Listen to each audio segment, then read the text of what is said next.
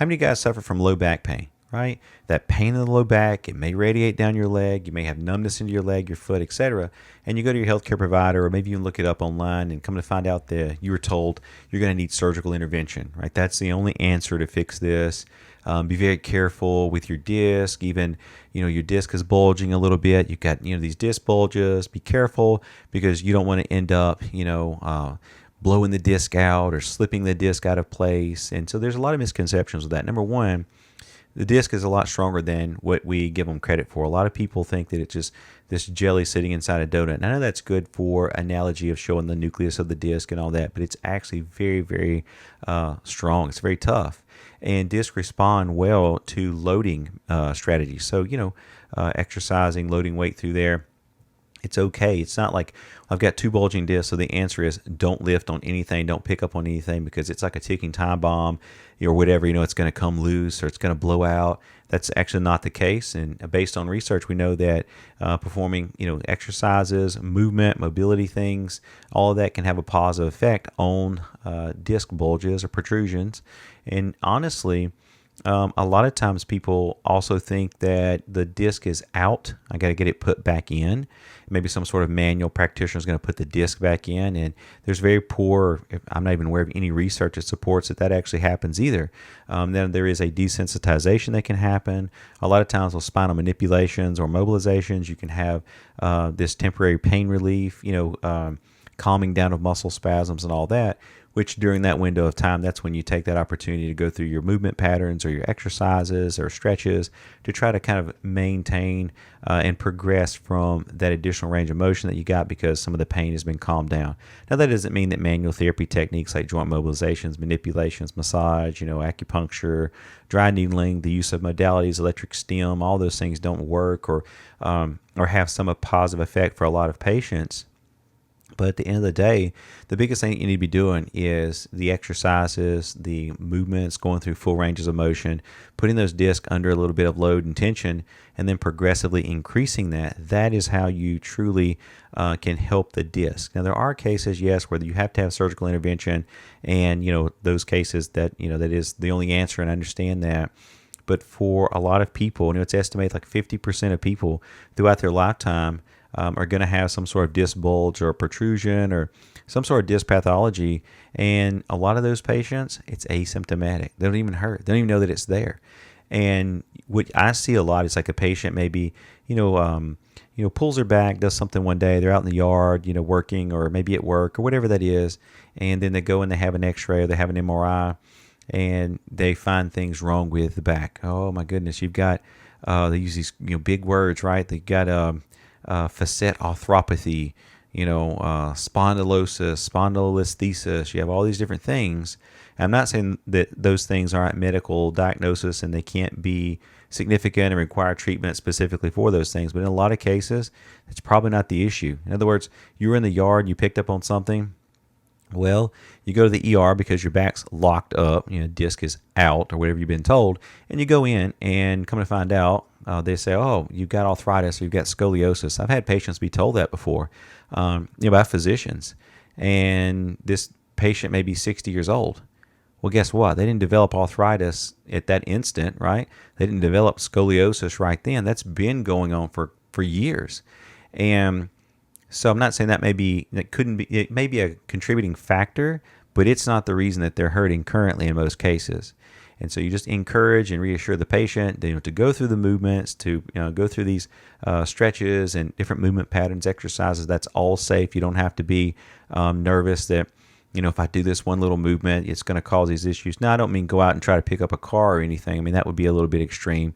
But just under the guidance of someone who, is qualified, to show you those things wherever you're at in the world watching this video, there are things that you can do. And it's not always surgery is the answer. I've got 3 bulging discs. What am I going to do? No, in a lot of cases, you can go through the exercises, a strengthening program, the mobility stuff, and then you can restore range of motion and get that disc or those discs to go back in like they should, desensitize the nerve roots. When the nerve roots calm down and everything kind of goes back to normal. And so you don't always have to have all these other great surgeries, elaborate surgeries, all these different things. And again, like I said, with manual therapy techniques, there is some research that supports thrust manipulations and things like that, especially in the lumbar spine, can have a short-term effect, especially when low back pain is acute in nature. So it's just recently come on, it's just a recent onset. But I would always follow that up with, those mobilizations with some sort of movement, and then progress into exercise or whatever that is. I would not just, for me personally, I don't just, would not just do manual therapy alone. I go into those exercises. Those are safe to do in most cases. And so just make sure you talk to your doctor, a healthcare provider, whatever, before, of course, you do anything that I talk about in any of my videos. It's all for entertainment and just general education. And I'm in the,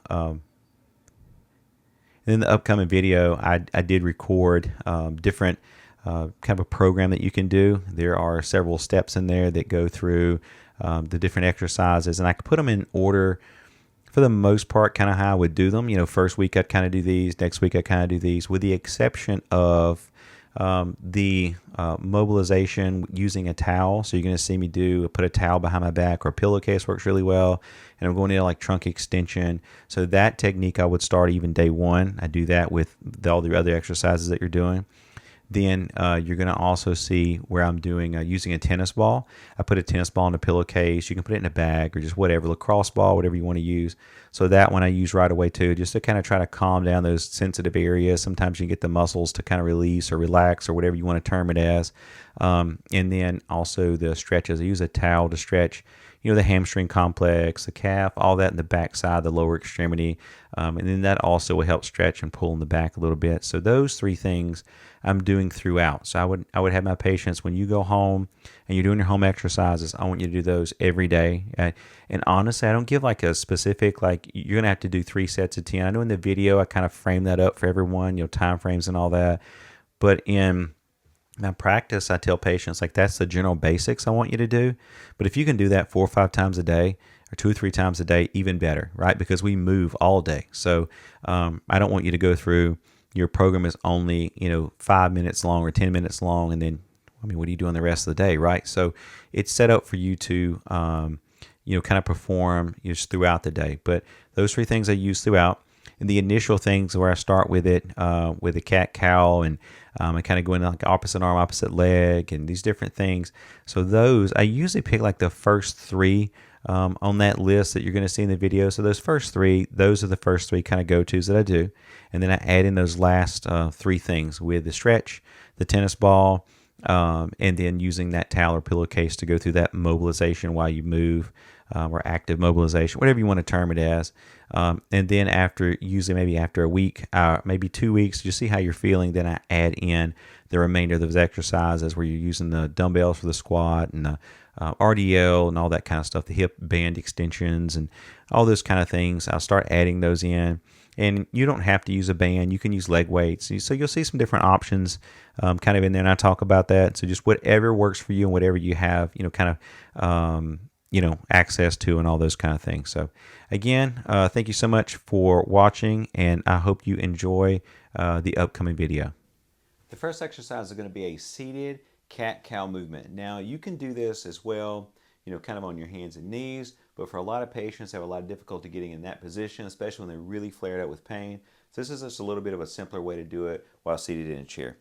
So what you're going to do, make sure your feet are nice and, planted on the floor here, good and stable. And what you're going to do now is you're going to kind of round your back and kind of hunch forward. So I'm creating that rounding in my thoracic spine.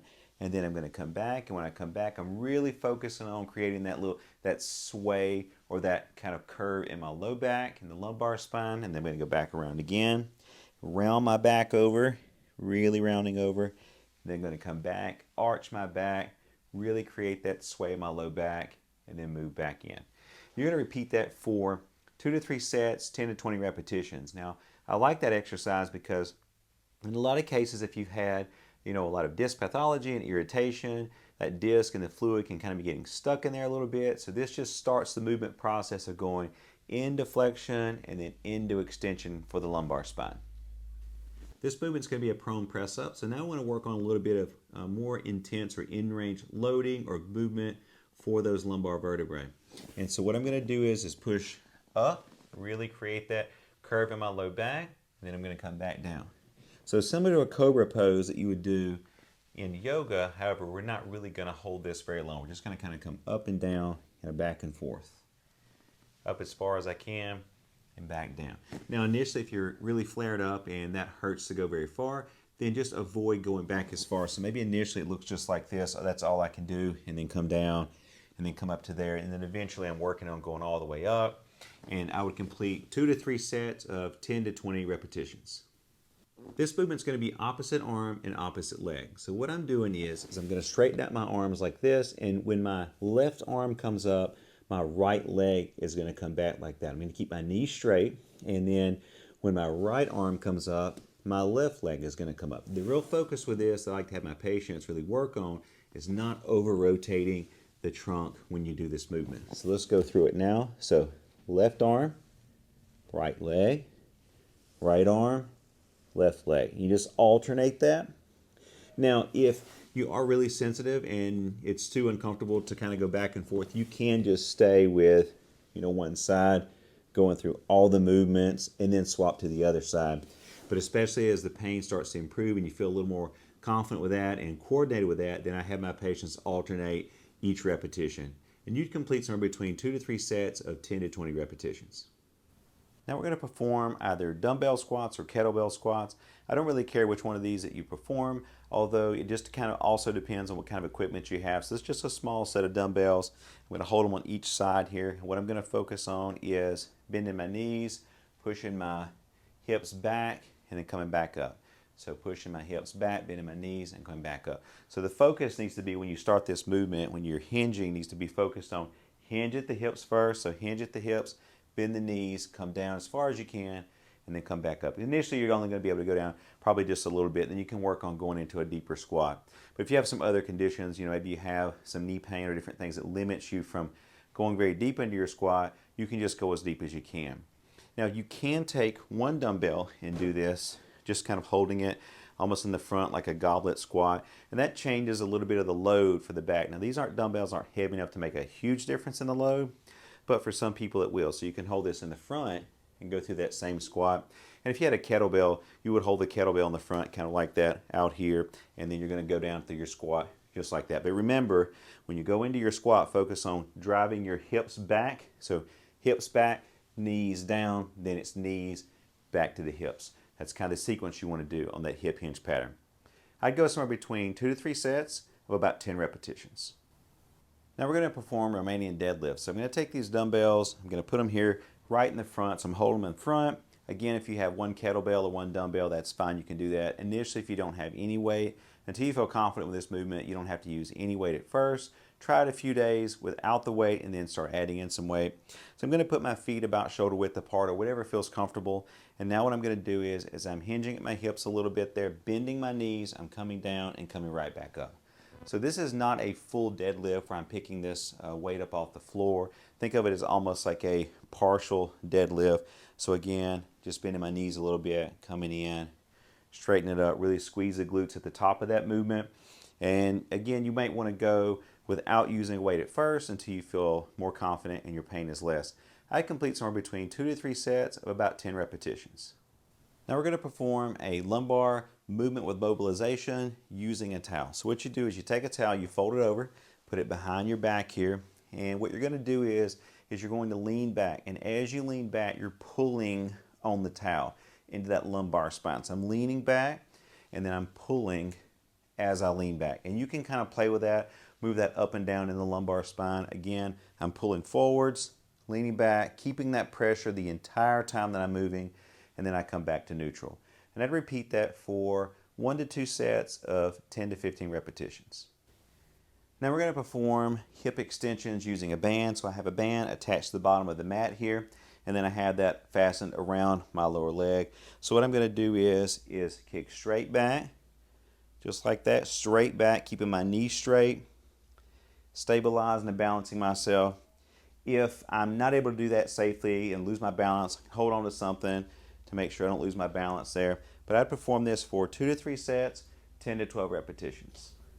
This is a technique that I use a lot. I like to take a tennis ball, put it inside a pillowcase. A lot of people ask why the pillowcase. That's because you won't drop the ball that way, because you're going to put this against the wall, so you don't want to drop it. I'm going to go right in my lumbar spine where I'm having that pain, Put the ball there and just lean back and hold pressure. For a lot of people that are having pain in the hip, that sciatic nerve pain, you can put that over in the glute area. I'm just going to lean into it, and I may sit there for 30 seconds, maybe even a minute. You can sit down in a chair. You can sit in a chair and put this behind you while seated in the chair. That's fine too. But the trick with the pillowcase just eliminates the ball falling. You have to pick it up. That's just a really simple way to do that. But again, I would do that just throughout the day just to try to get some pain relief. Our last step is going to be perform stretching on the back side here of the lower extremity for the hamstring complex as well as the calf. So you can take a towel here, put that right under the ball of the foot, and then just pull back. So what I'm doing, I'm feeling this stretch all on the back side of my leg, and then I can even bring my leg up a little bit, just depending on how severe your pain is, especially if you're having sciatica with this, that radiating nerve pain, you might not be able to go as far, and then come right back down. You can also do this sitting in a chair or even sitting on the side of the bed. Again, take that towel, put it under the ball of the foot, pull it back, and stretch.